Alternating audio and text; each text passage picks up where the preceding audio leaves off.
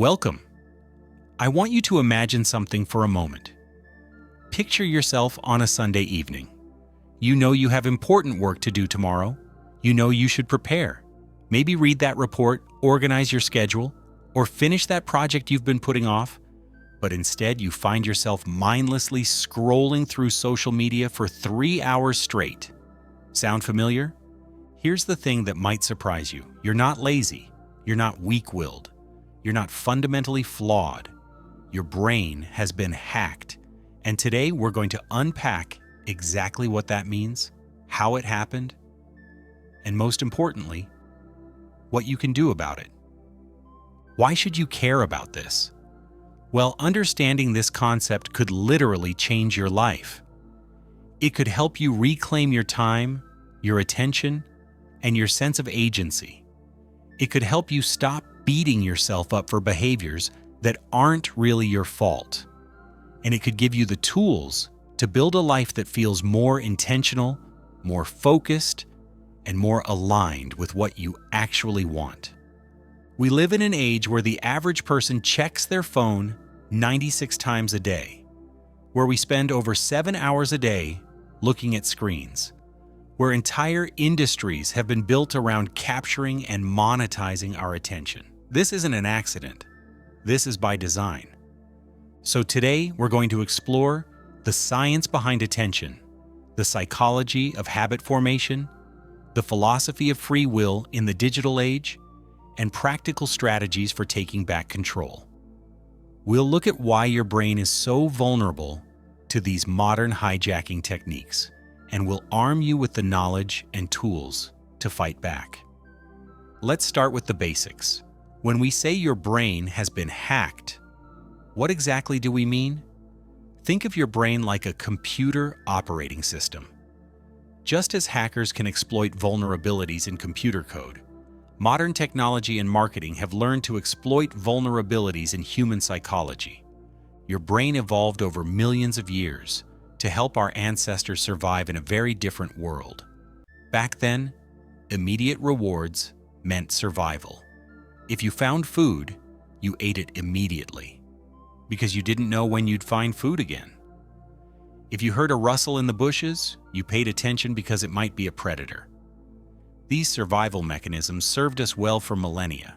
But here's the problem: these same mechanisms make us incredibly vulnerable to modern manipulation. Your brain is still wired to seek immediate gratification, to pay attention to novel stimuli, and to conserve mental energy whenever possible. Tech companies know this, and they've built their products to exploit these exact tendencies. Let's talk about dopamine for a moment. Dopamine isn't actually the pleasure chemical, as it's often described. It's more accurately described as the seeking chemical. It doesn't make you feel good when you get something. It makes you want to seek something. It's the neurochemical that drives motivation and desire. Here's where it gets interesting. Your brain releases more dopamine in anticipation of a reward than when you actually receive the reward. This is why slot machines are so addictive. It's not the winning that hooks you, it's the anticipation of potentially winning. Social media platforms have turned this into a science. Every time you pull down to refresh your feed, you're essentially pulling the lever on a slot machine.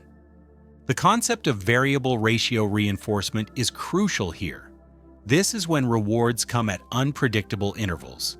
It's the most powerful form of behavioral conditioning we know of. Sometimes you get a like, sometimes you don't. Sometimes there's an interesting post, sometimes there isn't. This unpredictability keeps you coming back because your brain never knows when the next hit is coming. But the hacking goes deeper than just dopamine manipulation. Consider the concept of cognitive load. Your brain has limited processing power, like a computer's RAM. When this cognitive capacity is overwhelmed or constantly occupied with small decisions and distractions, you have less mental energy for important tasks. This is why after a day of constant notifications and interruptions, you feel mentally exhausted, even if you didn't do any real work. There's also something called the attention residue effect. When you switch from one task to another, part of your attention remains stuck on the previous task. So when you quickly check your phone while working, you're not just losing the time you spend on the phone, you're also reducing your cognitive capacity for several minutes afterward. Now you might be thinking, but I choose to check my phone. I choose to open these apps. And yes, technically you do make these choices. But here's the crucial question. Are these really free choices, or are they the result of sophisticated psychological manipulation? This isn't entirely a new problem. Throughout history, philosophers and thinkers have grappled with questions of free will, attention, and mental autonomy. The ancient Stoic philosophers, particularly Epictetus, taught that while we cannot control external events, we can control our responses to them. He famously said that we suffer not from events themselves, but from our judgments about events. This idea is remarkably relevant today. We can't control that social media exists, but we can control how we interact with it. Marcus Aurelius, in his Meditations, wrote extensively about the importance of guarding one's attention. He understood that where you place your attention determines the quality of your life. He wrote, "You have power over your mind, not outside events." Realize this, and you will find strength.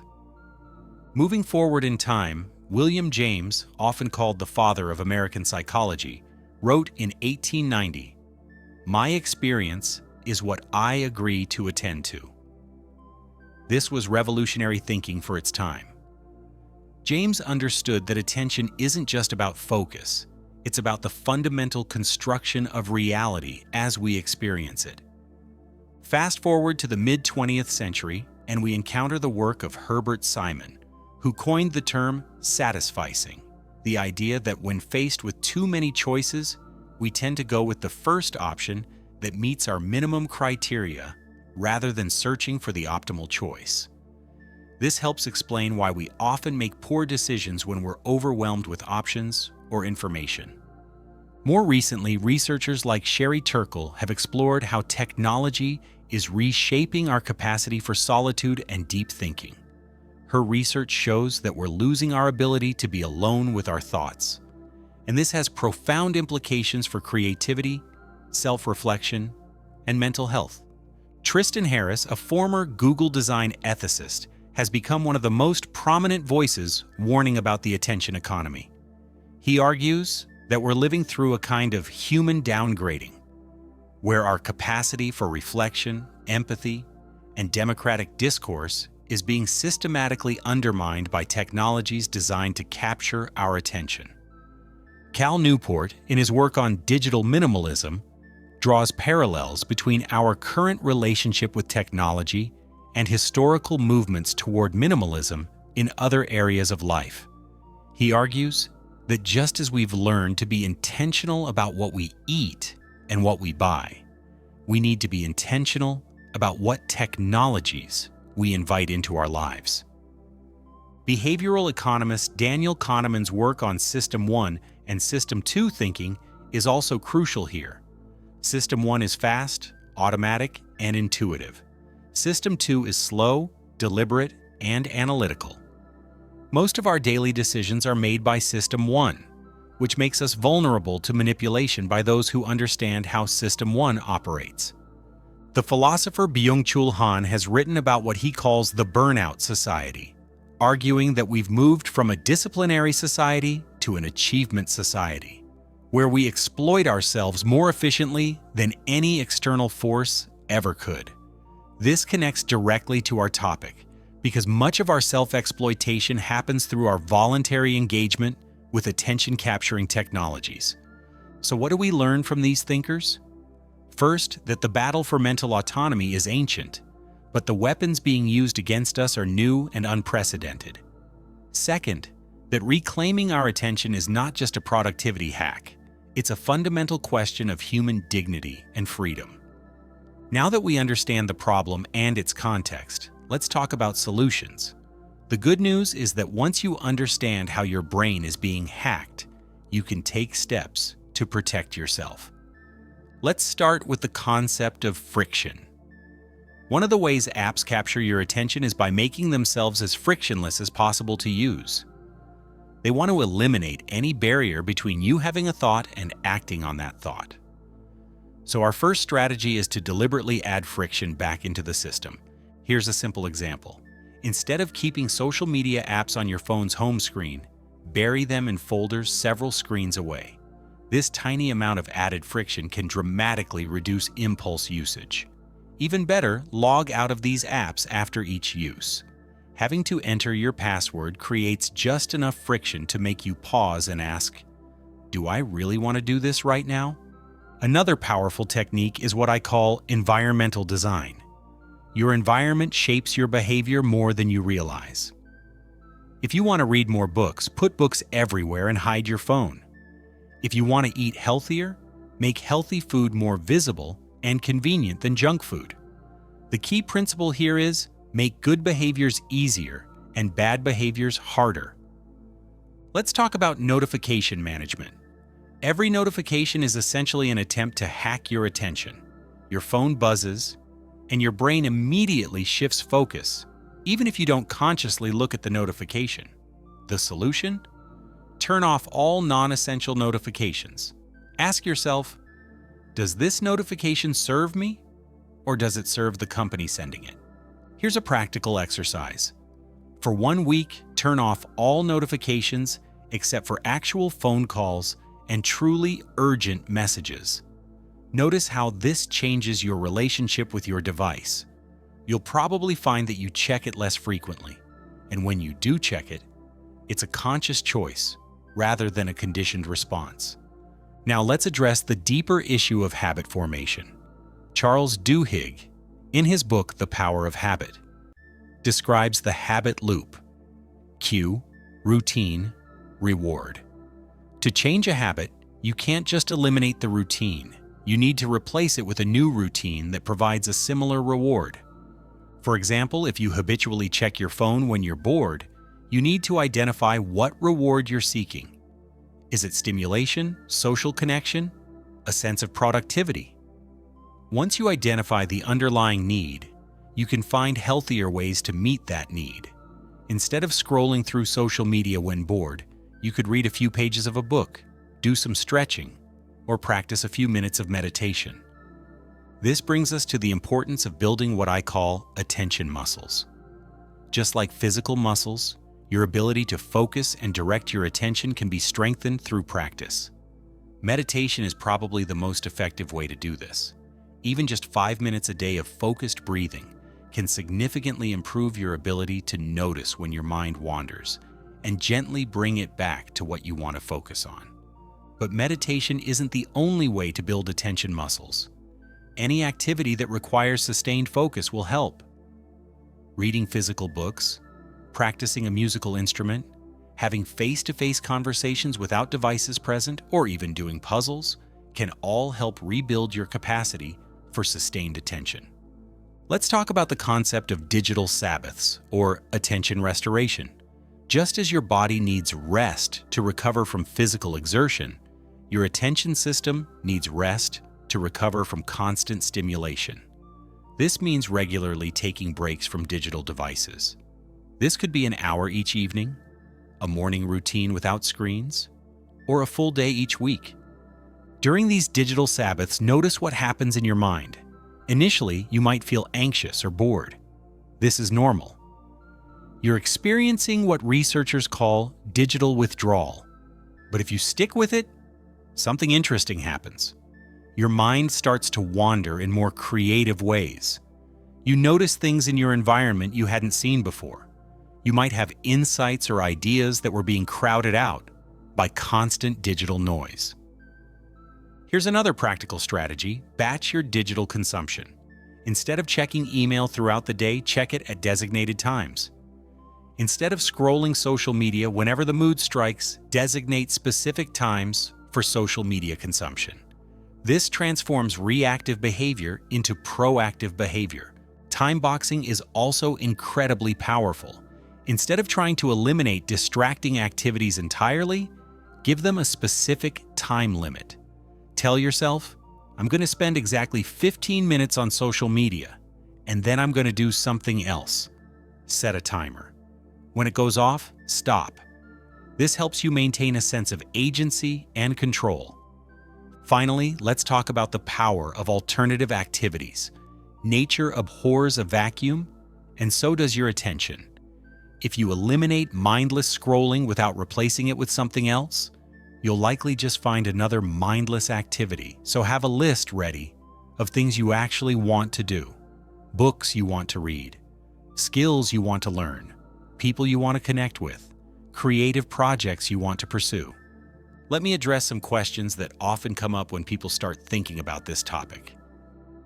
But isn't some of this technology genuinely useful? How do I maintain the benefits while avoiding the harms? This is a great question, and it gets to the heart of what digital minimalism is really about. The goal isn't to become a Luddite or to eliminate all technology from your life. The goal is to be intentional about which technologies you use and how you use them. Think of it like nutrition. Food isn't inherently good or bad, but some foods serve your health goals better than others, and the context matters enormously. A candy bar isn't evil, but eating candy bars all day instead of nutritious meals will make you sick. Similarly, social media isn't evil, but mindlessly scrolling for hours instead of engaging in meaningful activities will degrade your mental health and cognitive abilities. The key is to move from a reactive relationship with technology to a proactive one. Instead of letting apps dictate when and how you use them, you decide. You might decide that you get genuine value from staying connected with friends on social media, but you use it intentionally during designated times, rather than as a constant background activity. What about FOMO? What if I miss something important? Fear of missing out is one of the primary psychological hooks these platforms use to keep you engaged. But here's a liberating truth. You're already missing out on most things, and that's perfectly fine. There are millions of conversations, news stories, memes, and updates happening every moment. You could spend every waking hour consuming information and still miss 99.99% of everything. The question isn't whether you'll miss out on things. The question is what you want to miss out on so you can focus on what really matters to you. When you're constantly trying to keep up with everything, you end up deeply engaged with nothing. How do I deal with social pressure? Everyone else is on these platforms. This is a real challenge, especially for younger people. But consider this. Being slightly out of sync with social media can actually make your real-world interactions more meaningful. When you're not constantly updated on everyone's online activities, you have more to talk about when you see them in person. You might also find that when you stop participating in the attention economy, you become more interesting to others. People who can focus, who aren't constantly distracted, who can have deep conversations. These qualities are becoming rare and valuable. Isn't this just privileged advice? Some people need to be connected for work or other responsibilities. This is an important point. Not everyone has the same level of control over their digital environment.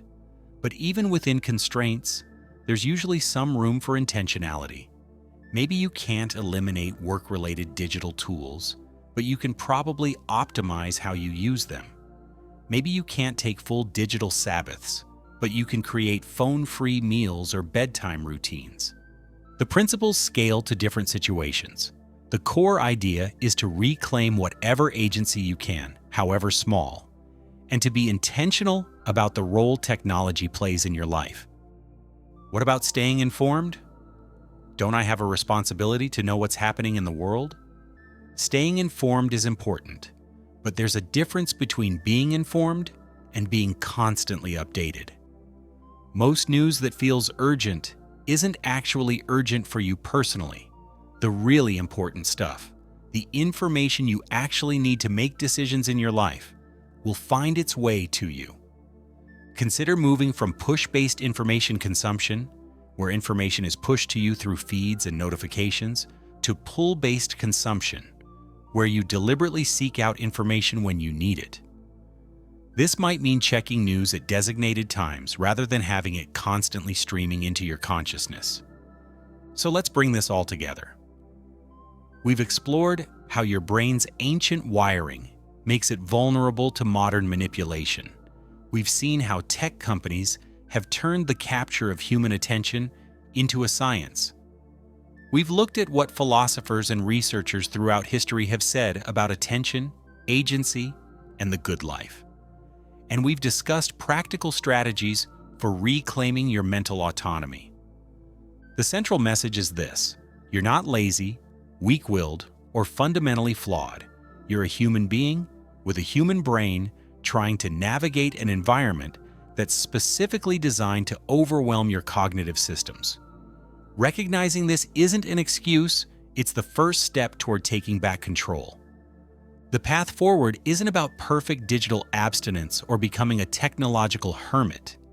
It's about becoming intentional. It's about moving from reactive to proactive.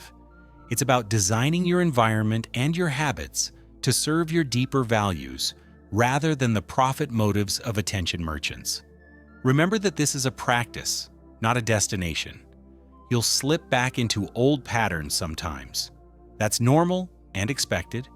The goal isn't perfection, it's progress. Each time you notice your attention being hijacked and gently redirect it, you're strengthening your mental muscles. Your attention is your most precious resource. It's more valuable than money, because it's how you create your experience of being alive. Where you place your attention determines what kind of life you live, what kind of person you become, and what kind of impact you have on the world. In a world that profits from your distraction, choosing to focus is a radical act. In a culture that celebrates busyness, choosing depth over breadth is revolutionary. In an economy built on capturing and selling your attention, deciding to guard and direct your attention yourself is perhaps the most important skill you can develop. The choice is yours. You can continue to let your brain be hacked by systems designed to exploit your psychological vulnerabilities, or you can learn to hack it yourself, to design your mental environment in service of your deepest values and aspirations. What will you choose? Thanks for listening. Don't forget to like and subscribe.